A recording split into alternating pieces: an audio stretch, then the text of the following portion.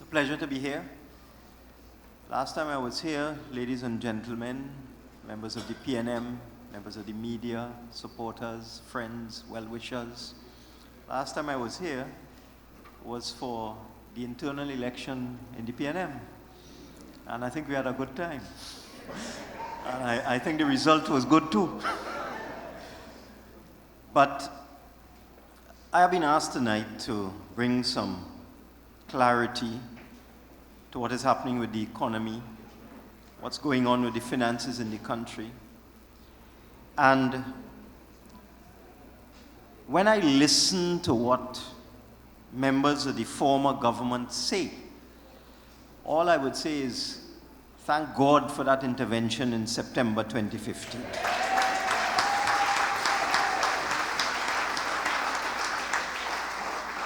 These people are crazy.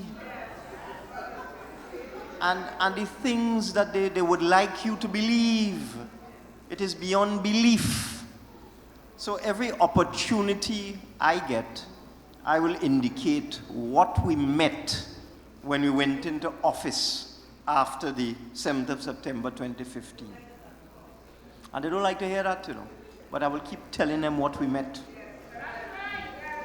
Now, in the boom years, 2006, 2007, and so on,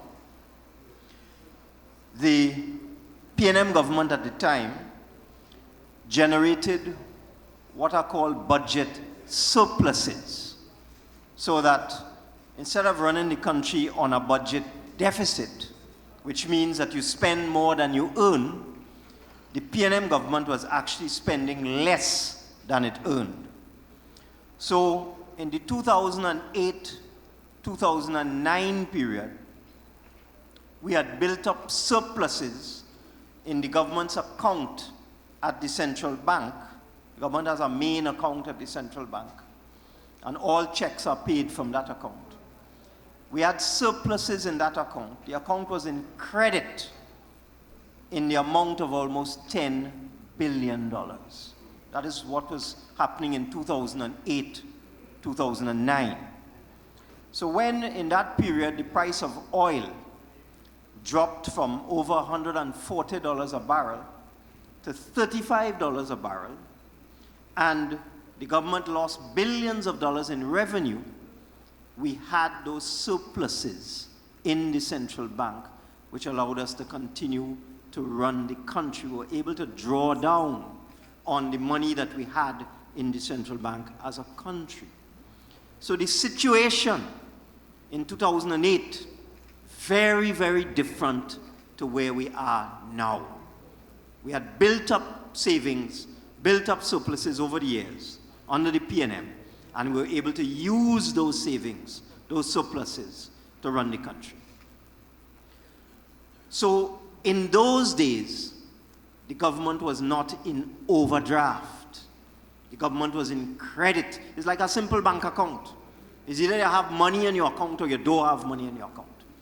So if you have $20,000 in your account, you could spend $20,000. As soon as you spend more than that, you go into overdraft, like a credit card. From the time you spend money on your credit card, you have to pay it back. So back in 2008, 2009, we were in credit as a country. 2010, snap election, government change. In May 2010, the surplus in the government's account at the central bank was $6.5 billion, because some of it was used to deal with the problem caused by the collapse of oil prices in 2007, 2008. But not all. So there was $6.5 billion in credit in the central bank when the UNC took over. They started to spend it. So they started to spend more than the country earned. That was what the UNC started to do.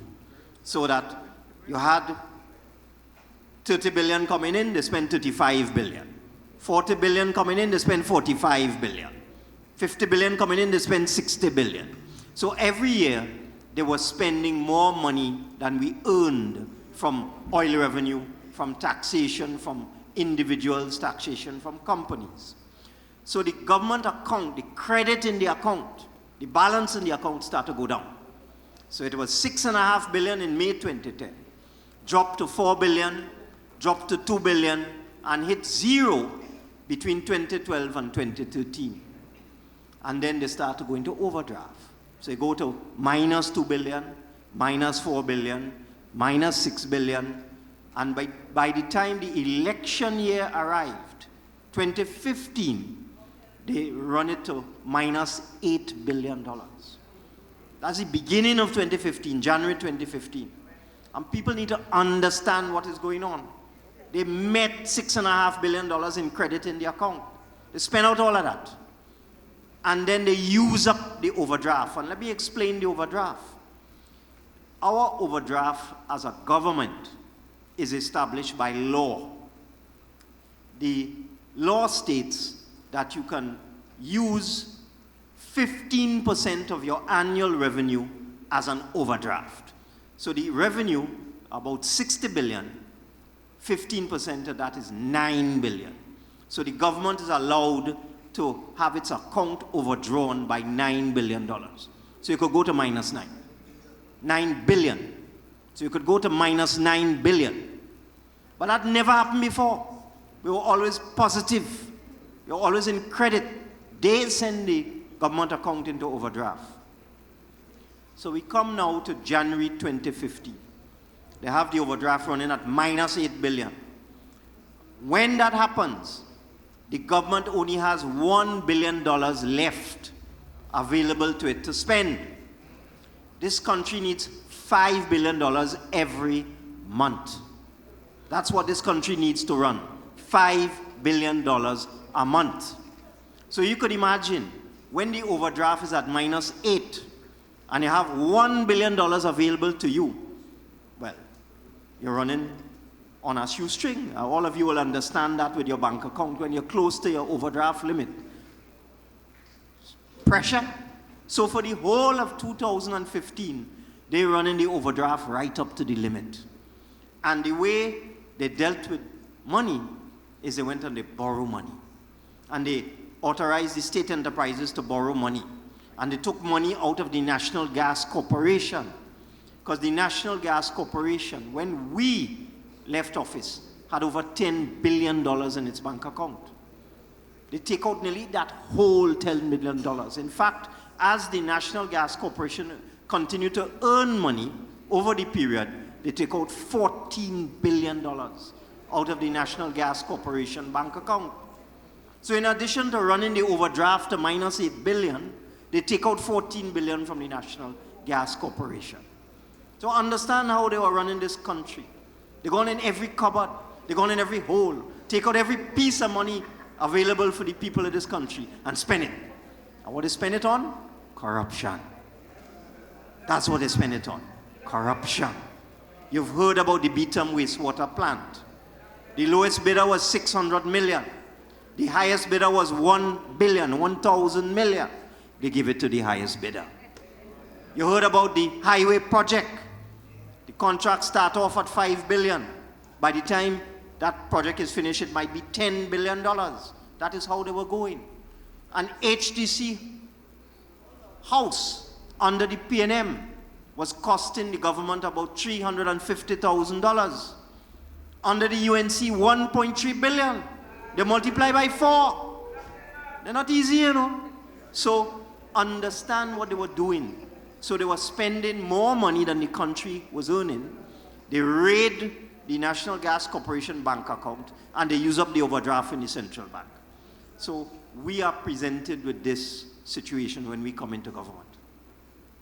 And within a week or so of me taking up the portfolio of Minister of Finance, I get a visit from the former governor of the central bank.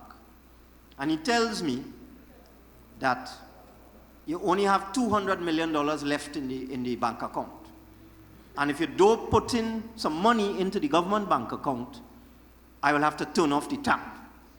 So I say, what you mean by that? Turn off what tap? He say, we will have to start bouncing government checks I say, what? So we can't pay salaries? He says, sorry. That is how it is. So they had incurred a lot of bills before the election. They write a lot of checks. And it's after the election the checks start to come in. So the overdraft went to almost $9 billion minus in 2 weeks. I say, what to do? I mean, you can't go, you just win an election. 2 weeks into a new government, and you overdraft it $9 billion, and the governor telling you, I cannot honor government checks, because the law states when you reach minus $9 billion in your overdraft, the central bank cannot provide credit to the government, and checks written by the government cannot be honored. You could imagine the old mass in this country if we didn't deal with that. I had to run quick and borrow $1 billion from the commercial banks. Quick. I had to do that in 3 days, because that $200 million will run the country just for a day, you know. Because remember, it's $5 billion a month. So it's every month, every day you're spending about $180 million in this country to pay wages and salaries, to provide a subvention to the Water and Sewerage Authority, to pay for GATE, to pay for CDAP, to pay for CPEP, to pay for medicine in the hospitals. Every single day, you're spending $180 million. So when the man tells me I have $200 million left, you're looking at 2 days, I say, well, wait, Papa. So go on, call in the government bank, organize a $1 billion facility, immediately put that in the government bank account. That give me money for 5 days. I say, yes, what to do now? So we had to start looking around, looking for money, see whether NGC had any more money. There are various creditors of the government, go by Inland Revenue, scrape up. So we managed to survive September. Unfortunately, at the end of September, the tax came in from the corporations and so on, because corporations pay tax every quarter. So you get money at the end of September, at the end of December, at the end of March, at the end of June. But in between there, it's very slow, very, very slow. So at least the taxes began to come in at the end of September, so we survived. And we've been running the country ever since with that problem. That is courtesy the UNC. They send the overdraft to almost $9 billion and hand us that as a gift. Yes. So the next gift they hand to us is back pay. They, in the election year, are not vexed with the workers, you know, are not vexed with the trade unions, you know. They have a job to do to represent their members. But in election year, so desperate was the UNC, so desperate were they, that they settled all sorts of collective agreements at very large percentages. And the impact of that, they didn't pay no back pay, no. They hand us that as a gift. They say, you pay that. $5 billion in back pay. $5 billion in back pay. 1 week before the general election, they took out a loan for T&Tech, $1.6 billion. And they took it out, it's all right, Paris. They took it out for 6 months. So in February, we come into government in September. They take out the loan at the end of August. The loan mature in February. You ever hear about a 6-month loan for $1.6 billion? It's not $1, you know. It's $1,600 million. $1.6 billion. They take out a loan for T&Tech, $1.6 billion. And they make it mature. In other words, it became due and payable on the 28th of February. So in February now, my permanent secretary come to me and said, Minister, we had to deal with this, you know. I said, what? What are you talking about? Because as we go along, more and more things just coming out of the woodwork. So we had to run quick, go to the banks again, refinance that one, because we have no $1.6 billion to pay anybody at any one time. So we had to run quick, go to the commercial bank, refinance, and spread it out over a 7 to 10 year period, so that at least you'll spread out the payments. And that is what we were faced with. They had on a $1 billion loan mature in November, 2 months after the election. FCB come, hey, you have $1 billion for us. I say, what? They say, yeah, the last government take out our loan and they're maturing now. I mean, at least it's the government bank, so you could talk to them. So we had to refinance that as well. So that is what has been going on in this country. And when I listen to what the former government has to say, where are they living? They knew exactly what they were doing. And they're playing dotish for you, you know. They feel we're stupid. And on top of all that, look at the price of oil. For the last financial year before the election, oil averaged over $60 a barrel. When we came into election, oil hit $45, $46 a barrel. In January, oil hit $28 a barrel. Now, the way the tax system is structured in this country, once oil drops below $50 a barrel, you lose something called supplemental petroleum tax. That is a tax, an extra tax that the oil companies pay once the price is over $50. So for all of the last 6 months, 8 months, the oil went over $50 once for 2 days, sometime last week. It's back down to $48 today. So that for the whole of this financial year, for the last 8 months, we have not received any supplemental petroleum tax. And in a good year, that is equal to $4 billion in revenue. So we lost $4 billion in revenue just so. The other thing the UNC did, in 2013, they made a deal with the oil companies that they could write off all of the money they spend on drilling. 100% of the money they spend on drilling, they could write that off in the following year. So they made this deal with the oil companies in 2013, that kicking in 2014. So I facing that now. So in 2016, all of the money that BP and all these companies are spending, they can write off that whole thing against their tax. You know what is happening? They're paying zero tax. And that is courtesy the UNC.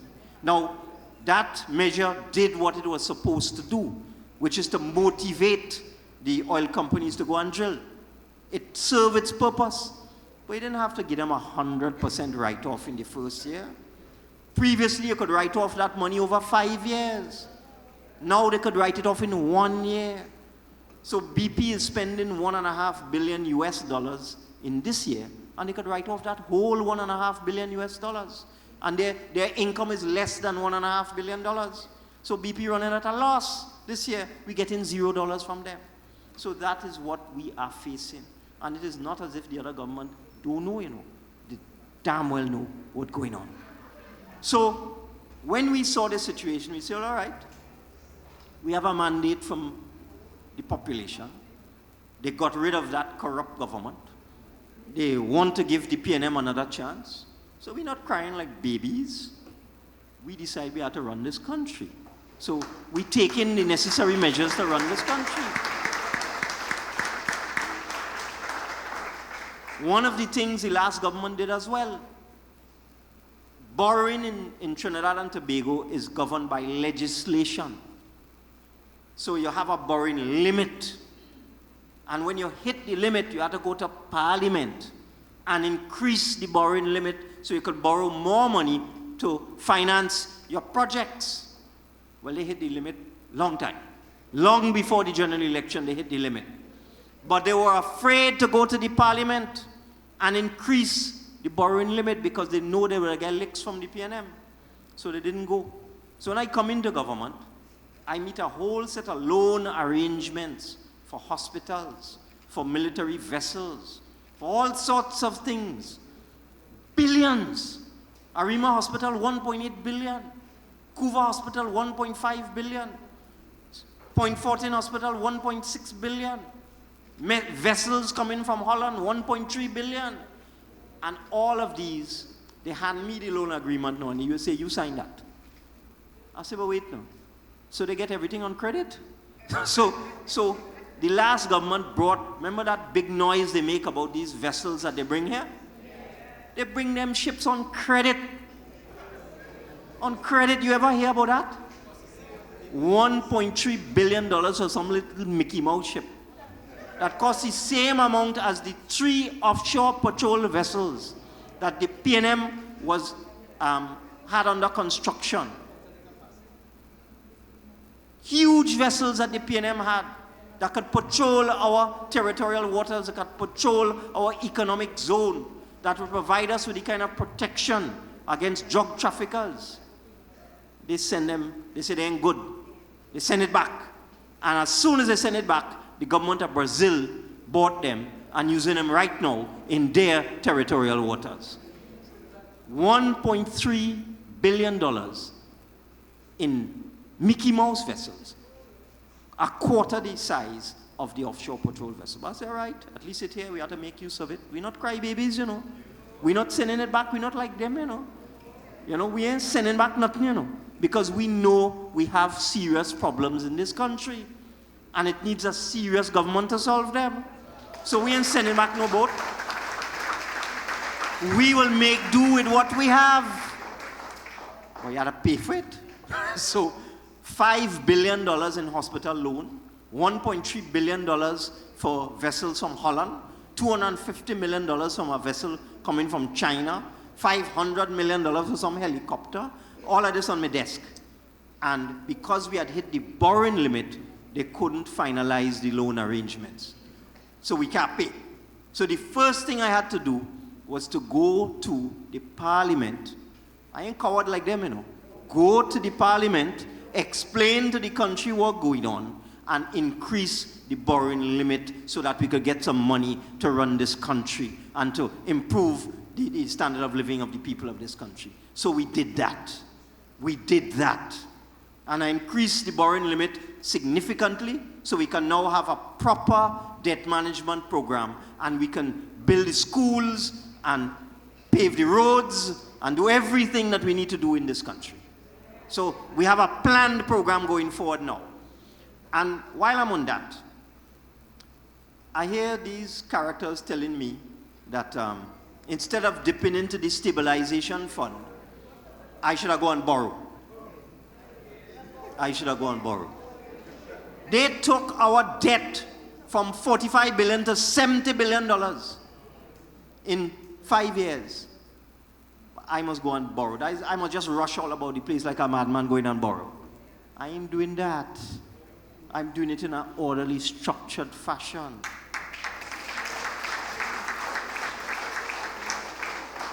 And just so they will know, because they like to talk, you know, you must tell them everything. You mustn't do anything until you ask their permission. I just want to let them know that the government of Trinidad and Tobago will be going overseas next month to borrow. I want them to know, since they want to know everything. So as part of our planned borrowing program, we intend to go and raise some much needed US dollars in the overseas markets, in North America in particular, so that we could put some US into our foreign reserves and we'll be able to have the kind of buffers that we need to run this country. So I'm just telling them here tonight, I'm going to borrow. You want to know? I'm going to borrow. But let me explain something that has been misinterpreted, misunderstood, and twisted by so many people in this country. People in the opposition and people outside the opposition who should know better. Remember I told you that we came into the government with the overdraft right up to the limit. And we had enough money to run the country for 2 days. 2 days, you know. In May, because May is a slow month. Remember I told you taxes come in every quarter. So taxes come in March, they come in June, they come in September. So in January, in February, in April and May, in July and August is a slow month. So May was a slow month. So we won't get in any revenue of any significance. In May, the overdraft hit the max. My permanent secretary came and said, Minister, we hit 100% of the overdraft. I said, what that mean? He said, well, we can't write government checks. I say, all right. I know crybaby. I say, let us look at all the income streams available to the government. So we check with the National Gas Corporation. You say, have you some money? They say, all done. UNC take all. I say, all right. We go on by the oil companies. They say, you could give us some advances on taxes. They say, you forget we ain't paying taxes this year. So no advance for you. I say, all right. Go on scraping up everywhere. No money. And end of month coming, because just salaries and wages alone in the government is over $1 billion. Just salaries and wages. Not debt servicing, not goods and so on, goods and services. Just not pensions, just salaries and wages. Every month is over $1 billion. I say, all right. One thing I'm not doing is bouncing government check and not paying salaries at the end of the month. I say, right, let me check the stabilization fund, because that is what it is for. That is what it is for. And let me explain how the stabilization fund works. You have to draw out money in the year after you have a drop in revenue. You can't draw it out in this year for this year. You have to look at what happened last year and see what your estimate of revenue in the previous year was, and see whether what your actual collection was compared to your estimate. And if there was a shortfall of more than 10%, you can draw out from the stabilization fund in the next year. It was set up in that way so that no government will just go and dip money into the fund, dip and put a hand into the fund. You have to wait for the whole year to pass, and then you look at what happened. And if you have a shortfall, once it's more than 10%, you could draw out in accordance with a formula. Say, all right, let me see what went on there. So when we check 2015, we saw that the shortfall from petroleum revenue was $7.5 billion. There was an estimate at the beginning of the budget way back in September 2014, and the revenue actually collected in 2015 was $7.5 billion less than estimated. It's okay.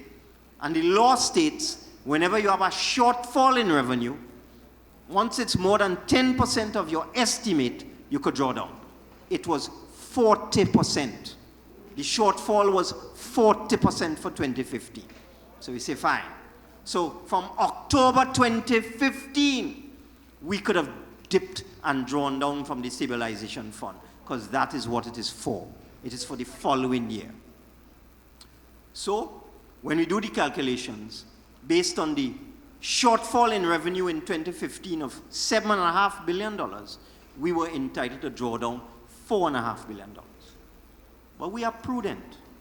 So we say we just took out what we need. So we looked at what we think will carry us until we start to get revenue coming in at the end of June. In May, so we know that tax revenue coming in June. So you say, all right, let's see what we need to carry us and keep the overdraft well below the limit so that we won't have any problems. And out of the $4.5 billion that we're entitled to draw down, we drew down $2.5 billion Trinidad and Tobago dollars. And if we had not done that, we would not have been able to pay salaries at the end of May.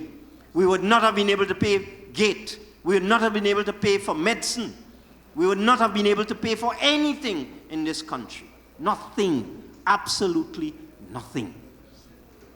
And you know, the Prime Minister in his address to the nation at the end of 2015 made the point that because of the shortfall in petroleum revenues, we intend to draw down from the Heritage and Stabilization Fund.